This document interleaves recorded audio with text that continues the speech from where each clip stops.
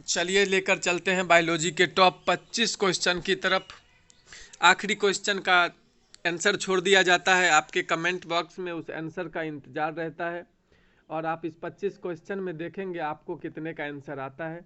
आखिरी क्वेश्चन ज़रूर देखेंगे और उसका कमेंट बॉक्स में जवाब देते हुए जाएंगे। सारे क्वेश्चन को देखेंगे। 12th स्टैंडर्ड एग्जाम के लिए सारे बहुत बहुत इम्पोर्टेंट क्वेश्चन होते हैं। चप्पल की आकृति का जंतु कौन सा होता है? चप्पल की आकृति का जंतु पैरामीशियम, जियार्डिया, ट्रिपेनोसोमो, अमीबा। तो पैरामीशियम चप्पल की आकृति का जंतु होता है। अमीबा का प्रचलन अंग है। अमीबा का प्रचलन अंग कौन सा है? तो अमीबा का प्रचलन अंग कुटपाद होता है। काला जार उत्पन्न करने वाला प्रोटोजोआ कौन सा है? काला आजार उत्पन्न करने वाला प्रोटोजोआ कौन सा है? लिस्मेनिया है। लिस्मेनिया निद्रा रोग पैदा करता है। निद्रा रोग पैदा किसके कारण होता है? तो निद्रा रोग पैदा ट्रिपेनोसोमा के द्वारा होता है। कीट में कितनी जोड़े टांगें होती है? कीट में कितना जोड़ी टांगें होती है? जोड़ी में पूछा गया है इसलिए 3। कितनी टांगें होती है? तब 6। मच्छर में लाल खून का उभर आना किस पर पोषण के कारण होता है? मच्छर में लाल खून का उभरन स्तनधारी, किसके कारण? स्तनधारी के कारण। घरेलू मक्खी का लार्वा क्या कहलाता है? घरेलू मक्खी जो होते हैं उसका जो लार्वा है वो मैंगोट कहलाता है। मैंगोट। बिच्छू का विष कहाँ पर होता है? बिच्छू का विष जो है कहाँ पर होता है? उसके डंक में होता है। बिच्छू का विष उसके डंक में होता है। निद्रा रोग फैलाती है। निद्रा रोग कौन फैलाती है? निद्रा रोग सैंड फ्लाई वो फैलाती है निद्रा रोग। ऑक्टोपस क्या है? संधिपाद, मृदुकवची, हेमिकॉर्डो, सुलचर्मी। ऑक्टोपस जो है मृदुकवाची है। मृदुकवाची ऑक्टोपस है। तारा मछली निम्नलिखित में किस संघ का प्राणी है? तारा मछली मोलस्का, एकाइनोडर्मेटा, आर्थ्रोपेडा, मत्स्य। तो इसको इकाइनोडर्मेटा के संघ में रखा गया है। निम्न में कौन मानव मात्र के लिए उपयोगी नहीं है? मानव के लिए उपयोगी नहीं है। फीता कृमि मानव के लिए उपयोगी नहीं है। निम्न में किसके अधपके मांस खाने से फीता कृमि मनुष्य की आंत में पहुंचता है? हाँ जी, मांस सब खाते हैं। किसका मांस अधपका हो जाएगा? सूअर का मांस अगर अधपका हो जाएगा तो फीता कृमि आपके मनुष्य के आंत में पहुंच जाएगा और बीमारी हो जाएगा।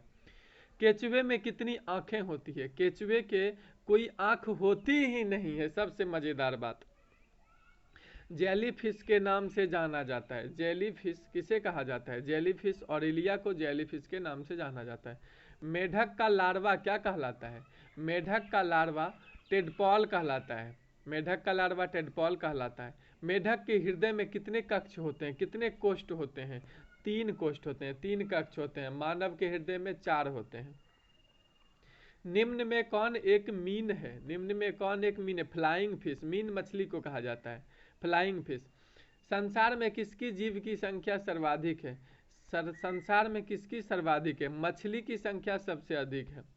शीत रक्तीय प्राणी कौन सा है? मछली, छिपकली, मेढक या सभी? तो ये सभी को शीत रक्तीय प्राणी कहते हैं, मछली, छिपकली, मेढक तीनों को। निरीशंस प्राणी कौन सा है? निरीशंस प्राणी कछुआ को कहा जाता है। सबसे विषैला सांप कौन सा है? सबसे विषैला सांप करैत को कहा जाता है। करैत जो है सबसे विषैला सांप होता है। घोंसला बनाने वाला एकमात्र सांप, ऐसा सांप जो घोंसला बनाता है, किंग कोबरा अपना घोंसला बनाता है। हाल ही में लुप्त हुआ जंतु कौन सा है? इधर एक जंतु लुप्त हो गया है, उसका नाम डायनासोर है। उसका नाम क्या है? डायनासोर है। विषैली छिपकली कौन सा है? विषैली छिपकली हेलीडर्मा, हीलोडर्मा को विषैली छिपकली कहते हैं। कौन सा प्राणी सांपों से लड़ता है? सांप से लड़ने वाला सब जानते हैं, नेवला सांप से लड़ जाता है। समुद्री सर्प को क्या कहा जाता है? जो समुद्री सांप होते हैं उसको हाइड्रोफिश कहते हैं। सर्प में मध्य कर्ण नहीं होता है, वे ध्वनि ग्रहण तब किससे करते हैं?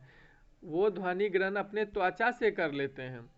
पक्षियों की हड्डियां होती है ठोस, वातिल, मजबूत। मजबूत और ठोस तो वातिल होती है पक्षियों की। मधुमक्खी और कीड़ी किस वर्ग से संबंधित है? मधुमक्खी और कीड़ी कीट वर्ग से संबंधित है।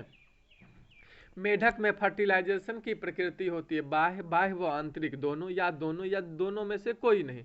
तो बाह्य, मेढक में फर्टिलाइजेशन बाहर होता है, आउट ऑफ बॉडी होता है। टिड्डी क्या होता है? टिड्डी जो है वो एक कीड़ा होता है। पक्षी रसायन रोग क्या होता है? तो कीड़ा होता है।